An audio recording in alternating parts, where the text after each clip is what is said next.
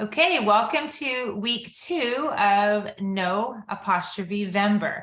My oldest son tonight or this afternoon, we went on a date and he's like, so what's your class about? And they know I have a class every Monday. I said, well, this month is No apostrophe Vember. And he was very literal. He's like, why the apostrophe? I just had to re-explain. And I love literal kids, but it made me think about us tonight and really just literally thinking about saying no to so many things.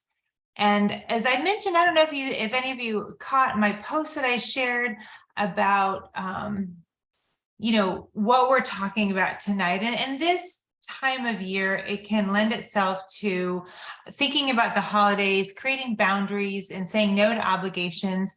But as I was writing the class this week and finishing up today, I thought, so much of what we talk about this month and especially this week, really, I'm hoping will carry over into other things. I talk about the holidays because it's really on the forefront of everyone's mind. As we mentioned before, I hit record. Some of y'all are putting up your trees and it's bringing snow into places. Not really, but that's what we're joking about. That it's just all of a sudden, Halloween ended and my neighbors, two houses up, have full-blown Christmas decor. So it's always in the front of our mind. And whether you celebrate or you don't celebrate or whatever you celebrate, really this time of year, it's heightened and it's more aware. And it's a really interesting time to have to, or even consider thinking about boundaries, saying no to obligations. But if you're like me, I'm like, yeah, try by fire. Come on, why not? Let's just rip off the Band-Aid and do the hard things now, because later, when January comes around and you start making boundaries in other areas, this will carry over. It'll seem simple. So let me ask you some questions. And for those of you watching now and even later, maybe comment. But have you ever been this kind of person where a Girl Scout comes to your door and you just have a hard time saying no? I know for me, I tend to have a really difficult time with those cute little faces, and I just think, well, maybe I could just donate. And yet I don't even eat Girl Scout cookies. They're loaded with toxins and junk. And I want to tell them, your organization is a bit shady now. It's not like, anyway, but then here's my $5. I don't even know why I'm doing this. Or if you're at the mall, have you ever been the kind of person or had this experience where a salesperson wants to spritz you with something, maybe before you guys did Young Living? And yeah, and I don't know, you feel bad. And even now I say no, but there's like this, they give me this look of scorn. Do you know the look? Like, I just said no to you. I didn't say, and you're ugly too. I'm like, I just said no, thanks. But the look they give you, I'm like, I'm so sorry, I just said no to you. Or if someone starts chatting you up, if you're out in public and maybe they're awkward, or when we lived on the East Coast, we had a lot of intoxicated people that would just start chatting us up, and it was, for me, it was weird. I felt bad saying no or back off. It was only when my children were involved that I felt strong enough to say, okay, you need to stop. And for me, and I'll tell you my story just to make a point, not to make it about me, but the point in time, and I was even looking through my pictures today on Facebook, the point in time where saying no became second nature to me was during COVID, when my daughter was invited to a youth group event and they were asking them to wear a mask inside the house. And I said, not no, but literally hell no. No, we're not doing that. And I realized, and I drew a line in the sand, literally in the sand. I took a picture of it with my tennis shoes, my running shoes. And I thought, this is it. This is the time I say no. I'm done being everyone's doormat. I'm done feeling guilty for how somebody else feels. And what's interesting is this is a path and an avenue, and I believe that all of you have been down this road at some point. And yet sometimes we still have the people-pleasing thing in certain areas. It might get a little bit trickier to say no. You don't want to feel bad. I know for me, if it comes to my faith, I feel like I should love in this certain way that our culture says, that maybe I shouldn't say certain things because it might hurt someone's feelings. And that stopped that day on the beach. And there were times when I grew up and said no to family, to coworkers, to some of my Young Living team. But there was still a shred of that, like, ooh, I don't want to hurt someone's feelings until that day. And so all of these situations that I'm sharing tonight, they all are training ground for us to say no in every situation. Yeah, and to Deb's point, for those of you watching later, yeah, it's because we've been trained that way all of our lives. And I don't mean to get on a, 32 years old, finally said no to your mother. And I don't mean to get on like this women empowerment bandwagon or whatever you'd want to call it. Yes, I do. I do. Sorry. And here's why. Last Tuesday, I'm laughing. I'm so going off my notes. I'm just going to set those aside for a minute. And I love when the Lord's like, I love that you practiced and you wrote out what you needed to, but I'm going to go ahead and speak through you. So, all right, God, have your way. Last Tuesday, y'all know I homeschool, and it just so happened that my daughter and I, my littlest, she's the one I still read history to.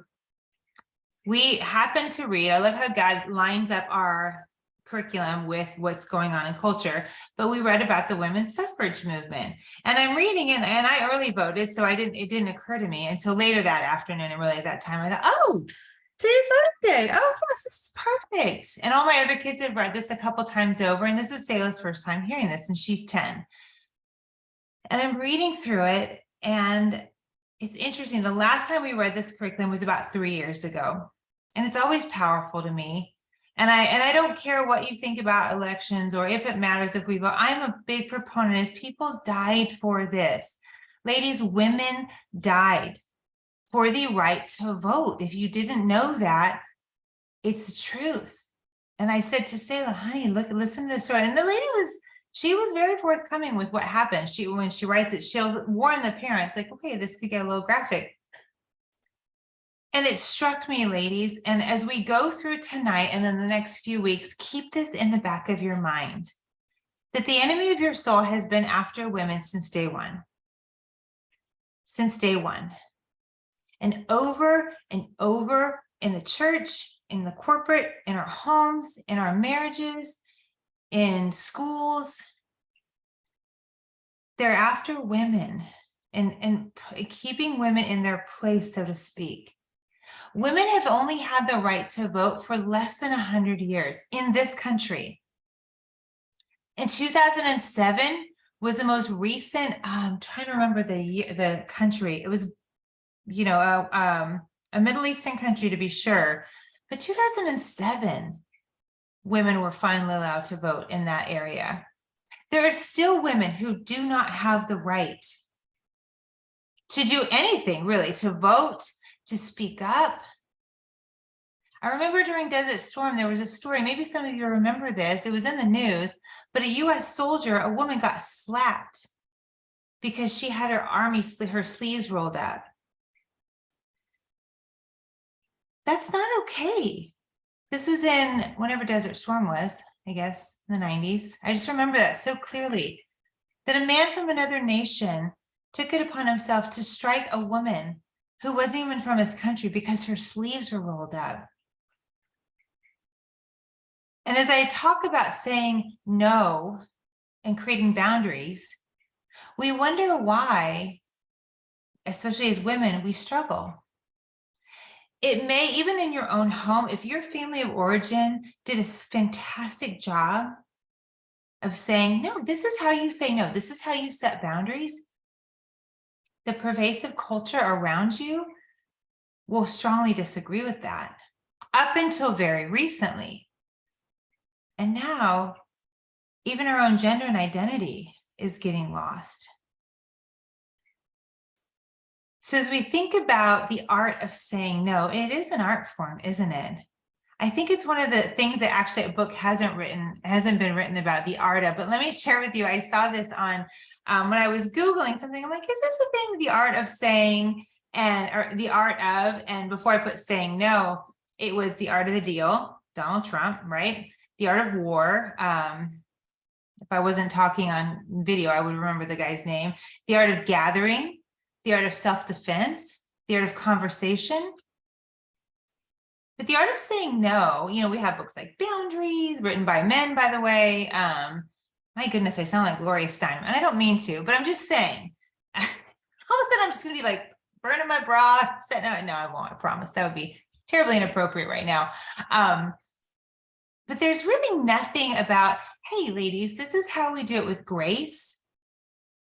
Not sounding like angry, bitter women. Thank you, Gloria. But sounding like the women of God that we're meant to be. And the thing is, the art of whatever, fill in the blank, is the idea behind those books or those courses and classes are, we learn to master something, master a deal, a sales, master war, master gathering, master self-defense, or even conversation, public speaking. And really, when we think about art, it's basically creative human activity in which materials or anything that you can gather are selected in order to convey an idea or an emotion or something that you just want to express yourself through. I can't think of another word that's better than the art of saying no. It truly is an art form. In order to master it, though, we have to seek to understand why saying yes is so easy, and we say it so often. Or rather, why we would say yes to things that we'd rather not say yes to. The details of all of our stories to us here live, and those of you guys listening later, all of our examples of why are so varied. But the overall theme really boils down to two things. Number one, we were likely never taught that it's acceptable to say no within our own home, or in the schools we went to, in the culture we grew up with. And or we may be attempting to fill a hole of feeling needed, needing to feel wanted, accepted, legitimate. There's so many nuances, and these are individual coaching calls, and I could give so many different examples of when we say yes to something, it's to fill a need, to fill a void. I know after my husband passed away, and for those of you who have experienced really incredible grief like that, you know firsthand that sometimes saying yes to things just fills that void. It's not necessarily a need, it's just that emptiness. And so then it can become a habit, though. So when we find ourselves in a position where it's like, why am I saying yes to this? Taking time to sit there and for a minute, getting quiet. We talk about this all the time. Getting quiet, listening. With every season, we were just talking and a little bit bemoaning the fact that it's a little chilly. I am now donning my aging history professor sweater. I may be wearing this until April, just so we're clear. But with every season, it's very big. If I got up, you guys would probably be so ashamed. I need like a pipe or something, maybe some glasses. With every season, we change our wardrobe, right? We change our shoes. It's the same thing with our emotions and things that come through our lives. If we find ourselves getting busier, we may need, don't forget the fedora. Yes, Deb, absolutely. I do need that. But we may need to say, why am I busy right now? Is this not normal? Is this, are there projects I'm working on? For those of us who have a young living business, this is notoriously a busy season. Anytime you're in sales, when I cut hair, yes, of course I was busy. Everybody needs to be coiffed and cute for November and December. And no one wants to look like an old hag, coming January 1st or December 31st. But outside of that, is it feeling a need? Is it outside of normal? busy time. As always, when we're confronted with something, or what something is, or why something is, we know we have choices to make. So we're the only ones that can make these changes. And we all know this. As I write these classes, sometimes I'm like, everybody knows this. Why am I teaching this? Because the brain has to hear the same exact information 12 times in order for it to sink in. And we have 30,000 thoughts roughly in a day. And only about 10% of those we're conscious of. And I don't know the percentage, but a good number of the conscious thoughts tend to be negative. And the closer you get to your God, the closer you get to more freedom. I should say not the closer, but the more freedom you walk in, you realize, oof, some of those thoughts are not life-giving. It was interesting. Let's pause and consider the 10 commandments. Okay. There's a lot of thou shalt nots, right? I mean, God was like, look, guys, you are prone to act like fools. So don't do this, don't do that, whatever, right? When Jesus came, he's like, yeah, you've heard it said, don't do this, but I say, don't even think of this. And so if you think about, thou shalt not murder, of course, hoping none of us have killed anyone today. Otherwise, this would be a whole different conversation. I might need to make a couple phone calls. Sorry. However, we're like, oh, okay, I feel pretty good about my behavior. But if, according to that, if we start to think negatively about somebody, we've already, broken that command. And almost like Jesus would take it a step further, you have to read what's not written, right? Instead of saying, okay, well, I'm not going to murder, I'm not going to think ugly about my neighbor, but are you going to think kindly? Are your thoughts going to be life-giving? It's really interesting when you start to really think about your thoughts in every aspect. Again, the 10 commandments, they're so basic. I think pretty much everybody knows them because most of us grew up in schools where they were posted up until, I don't know, the 60s, right? Late 70s in some areas. Maybe in the South, I think they came down a little bit later, but they were just part of our mindset. Everybody knows them. Don't cheat on your spouse. Okay, well, are you bringing life to your spouse? Don't steal. Are you giving? Where can you give in these areas? You see, so when we start to up the ante, and as we start to get more emotionally free, our thoughts really matter. I spoke to a woman recently, and we were just chatting about life and events, and she was sharing that she attended her son's wedding. Again, I'm making a point not about the person, but I think this is so pivotal for where we're at now. She was attending her son's wedding, and she was going to be seeing her ex-husband and his new wife that he left her for. And leading up to the event was causing her a lot of emotional turmoil. As you can imagine, that might get a little stressful. And I'm thinking, gosh, yes. And oh, sister, and how did it go? She goes, it was amazing. I'm like, oh, that was a turn of events. She's like, it was so good. And God was good. And she's like, I even laughed because it's funny, Deb, you said fedora. She's like, he was wearing a fedora and it was really awkward and weird. And she was like, I don't know what he's doing, but she was free. When the event came, the wedding came, she found that her expectations that she had all built up in her mind were totally unrealized. And then it hit me. I was like, oh my word, how many times have I done that? Built up something in my mind, caused myself emotional distress, worry, concern. Oh my goodness, even using my oils, I'm like, okay, I'm going to use my peace and calming, my stress away because I'm anticipating stress. Rather, instead of using envision, transformation, divine release, thank you, Lisa, for that gem. Seeing it how we want it and creating a good scenario in our minds. How many times have any of us heard or experienced the thoughts of not wanting to go to something because we don't know anyone there will feel weird or awkward. Have you guys, I'm just going to ask you candidly, have you ever done that? Maybe been concerned to go to an event because you're like, I don't know anyone. Being in Young Living, honestly, this has been my story on so many occasions where I am like, I don't really want to go. This is weird.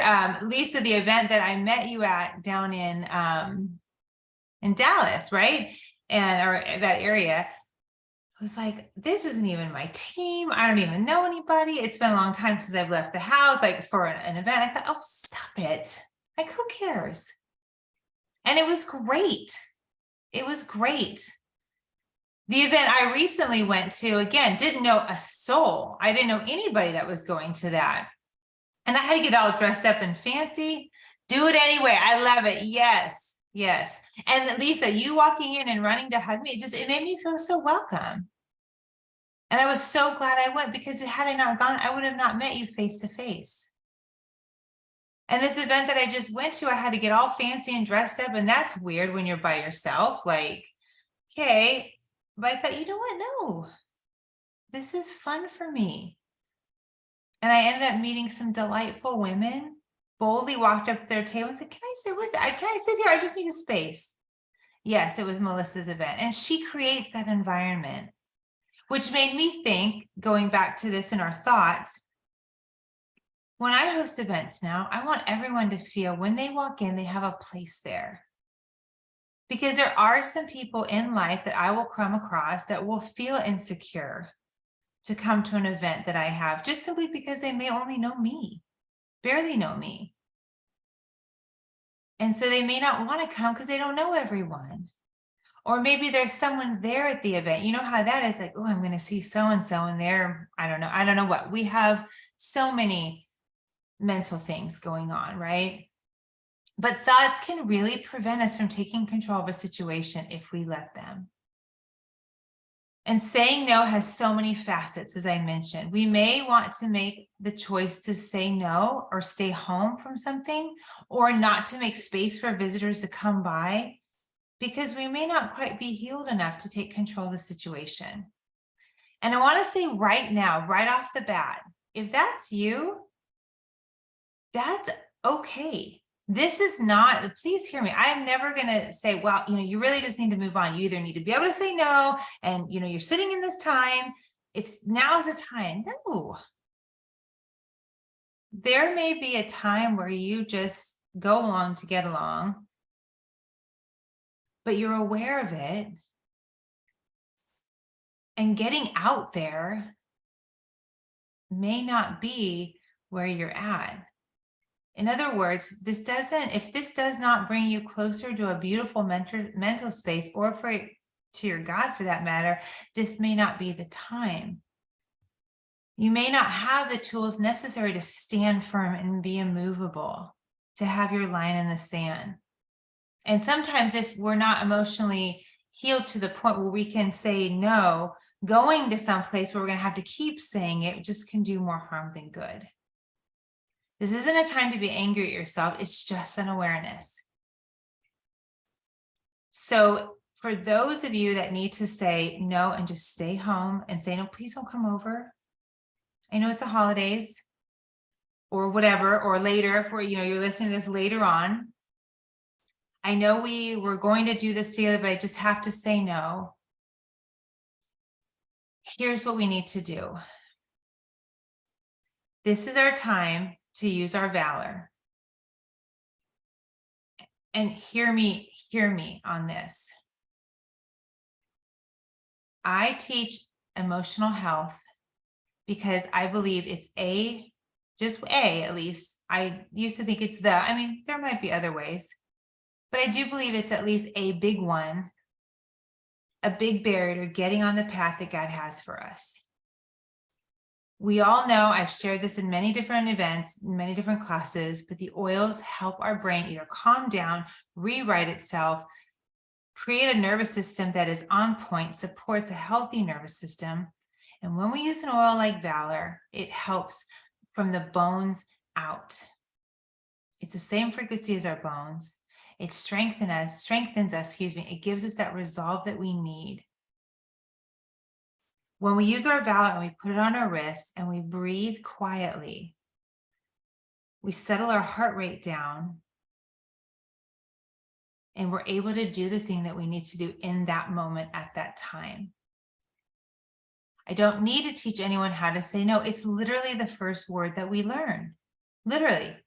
We may not have verbalized it as little people, but when we were crying because we were cold, hungry, or wet as babies, those are nonverbal cues for saying no. We don't like this. It's the feeling leading up to saying no and after that we're working on. Just like my salespeople that I see at the farmer's market now, or if I ever go to the mall and they want to spritz me, can I just have a minute of your time? No, you can't.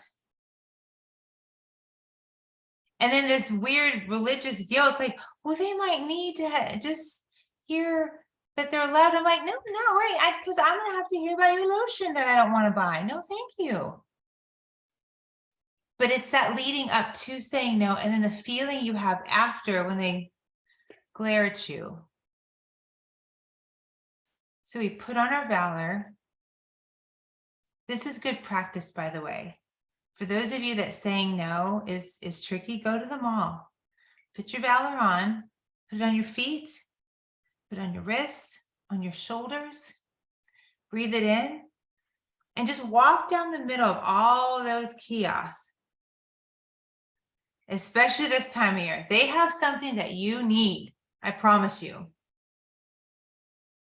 So make it your goal to get through there and without having to stop and talk to anybody. It will really strengthen you. It's a great power exercise.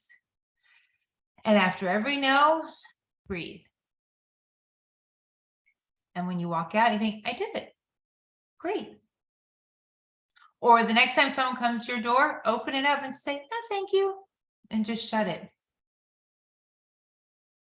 I think now I give off a frequency or vibration that probably says, don't ask her. I saw in Massachusetts, there's a lot of Jehovah's Witness people that stand on the subway as you walk out. And I got good at being like, no, I don't want what you're selling. And you just have that face. And then the other day when I was at the Minnesota airport, same people group were there and they were asking, and I'm like, I just don't want to talk about religion. That was my thinking. And I just saw them and I just like gave them the high sign, like, hi, I'm like, I'm all set. That, just didn't ask me anything, but before I was just a sucker for talking to people like that. Like anybody, really. Practice makes permanent. Practice does not make perfect, by the way. It makes permanent. So remember that. Remember also that no one can make you think anything that you do not wish to think. We have the privilege of thinking whatever we want. I've shared this story before, but for those of you who are new, Viktor Frankl was in a Nazi concentration camp, and in his book, when he wrote, they could do anything they wanted to me, torture, all of the most heinous things that they would do to those poor people. But he said they could never make me think anything I didn't want to. That's powerful. In a Nazi concentration camp, being tortured and abused, he could think whatever he wanted. And so can we. So when you think of saying no, whatever this looks like for you, maybe an event, a visit, someone coming over, you having to go somewhere else, or perhaps a goal of something, and you have to say no to other things because you have this goal you're wanting it to achieve, something. What comes to your mind? I'd love for you to take a minute and write this down. When you are saying no to somebody else, what comes to your mind? If you feel comfortable sharing it, I would love to hear.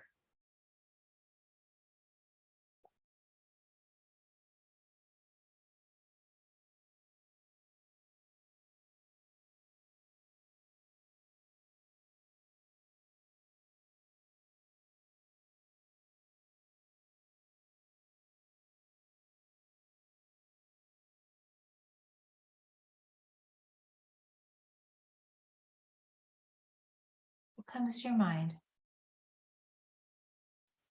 The next thing to take notice of is whose voice is that?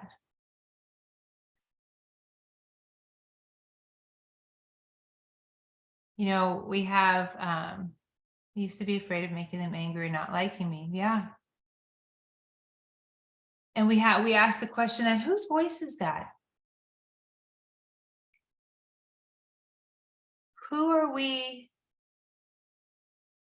Who's told us that we would make them angry? Who told you to feel guilty? It could be our own voice. It could be a grandparent. Could be a friend, could be a coworker, a boss. Let me ask you this. Now, really objectively, look at what you wrote. Is there truth to it?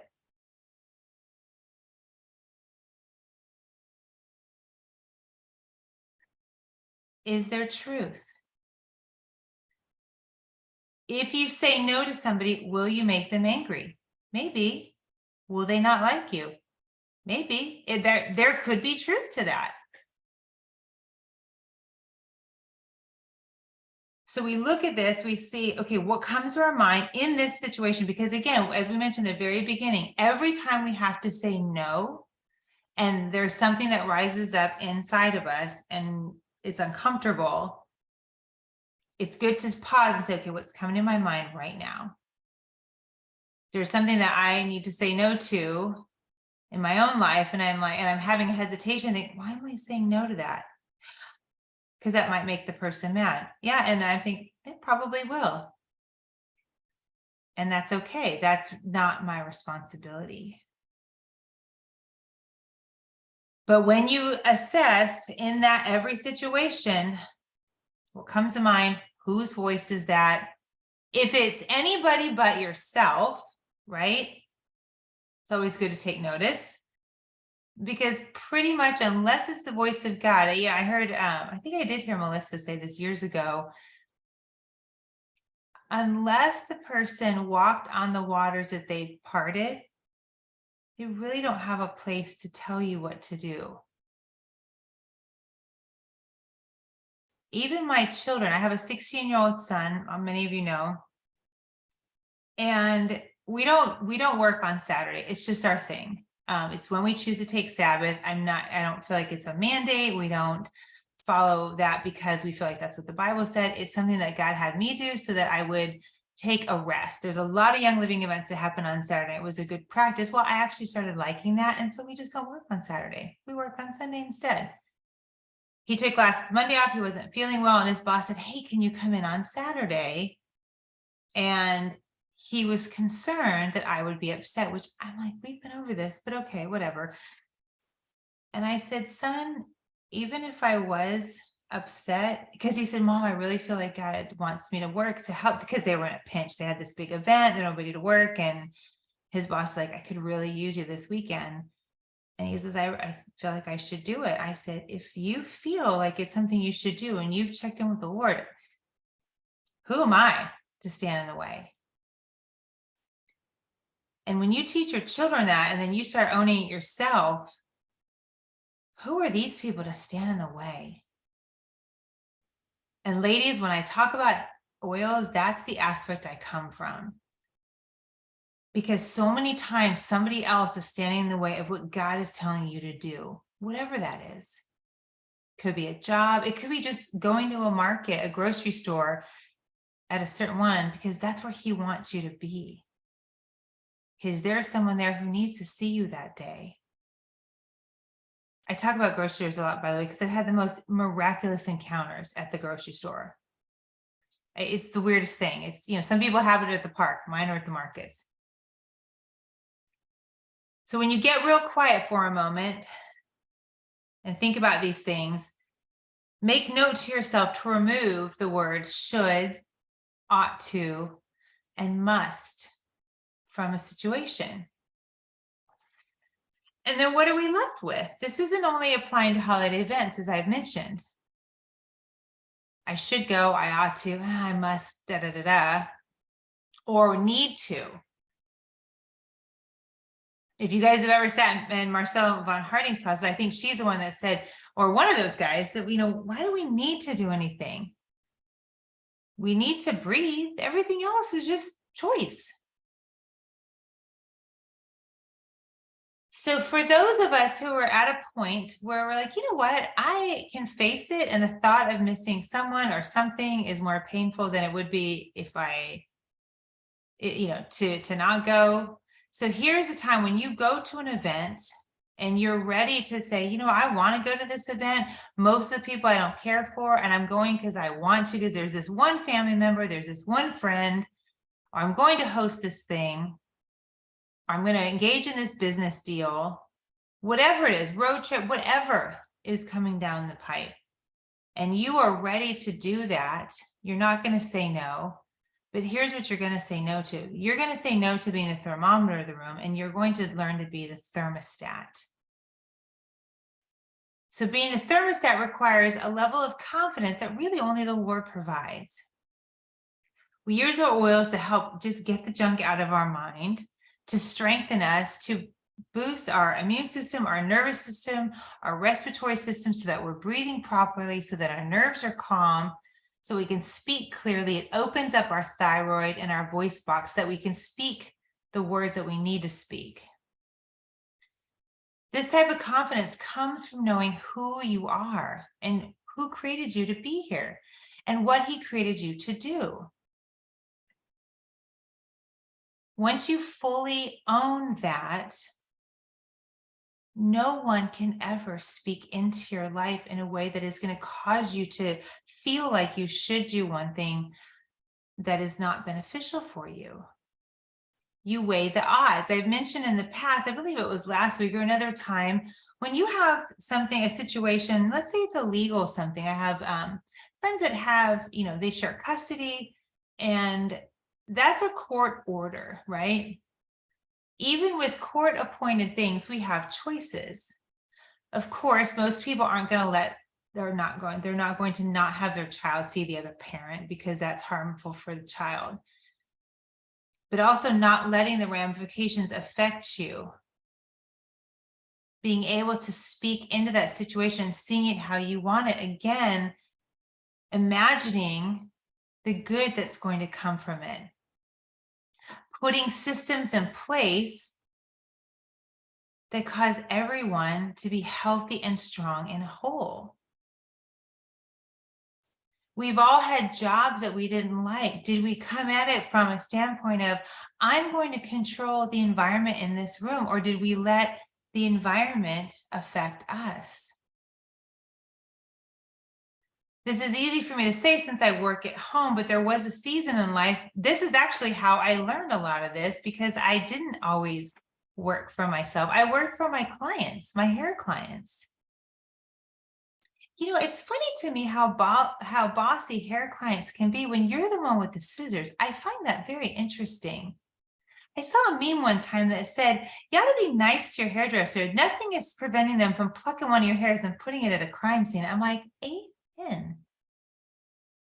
But in any case, when someone is fussing at you about the appropriate color of their hair, you don't match their energy. You cause them to raise up to a new level. And when I would speak to people who are, and they're getting all crazy, do you know the slower you speak to someone, then they mirror you, right? We all know this trick by now. This is part of being the thermostat in the room.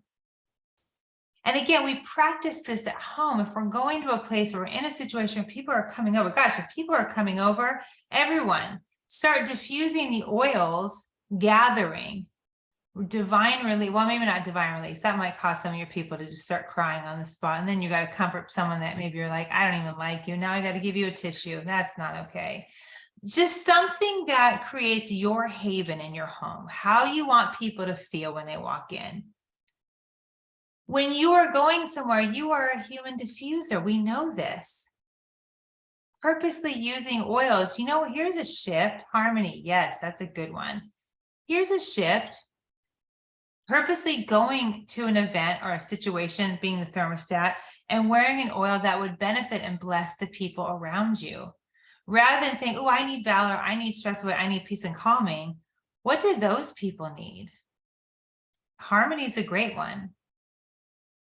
Consider that. Lastly, as you seek to be the thermostat in any situation, affirmations. Okay, so next, so I'm always talking about breathing. The next thing that I need to have, my next thing we talk about constantly is affirmations. Not to belabor the point, but these are so effective. So effective. Remember, affirmations strengthen our brain. When we speak these out loud, it's important to say them out loud. Look in the mirror. Look in the mirror and say, God, what do you see in me? We've talked about that. What do you see? What do I look like to you? And then start saying it out loud. Strengthen your brain. You know, I think about this as I started off our time talking about the suffrage. And as I thought about my affirmations this week, and I wondered, Susan B. Anthony and all these other ladies that I'm remiss to not remember their names. It's important to remember their names. But they would have loved to see the day where we could go vote. They would have loved to see the day that when my 18 or 19-year-old now daughter goes to vote for the first time, they rang the cowbell, literally only in Texas, right, guys? I mean, only in Texas. But they ring that and rejoice with her. And so one of the things I like to say is, I was born for this time. I'm created to make an impact for my generation that many women before me laid the groundwork. I'm drafting in their hard work. This is a great time for us. We speak life, we speak affirmations, but are we doing it every single day? And then finally, this is the most important thing, asking our God to put a guard over your soul and emotions from that point to keep all negative thoughts and patterns and behaviors from coming back. Ladies, once you have healed in any area, from the smallest to the biggest thing, ask the God who created you to put a guard post over that place. No holes, no chinks in your armor. Let nothing that's negative, any patterns or behaviors come back. And even ask and maybe set some tripwires up around you so that when something, you know how it is, all of a sudden you like feel a little something in your soul. You're like, I feel a little off. What is that? Oh, I'm going to go breathe in something. I'm going to take a minute. I'm going to speak this out loud. Put a guard over that so that you can keep moving forward, always having forward motion. Everything that you have walked through in your life, no matter how hard it is, how good it is, however in between it is, it's just building up and laying a foundation for something even greater. Again, just as I say every morning now, and I look at myself in the mirror, I think, gosh, these ladies, they paved a way for me. They're part of those cloud of witnesses that talks about in the book of Hebrews. They're cheering us on.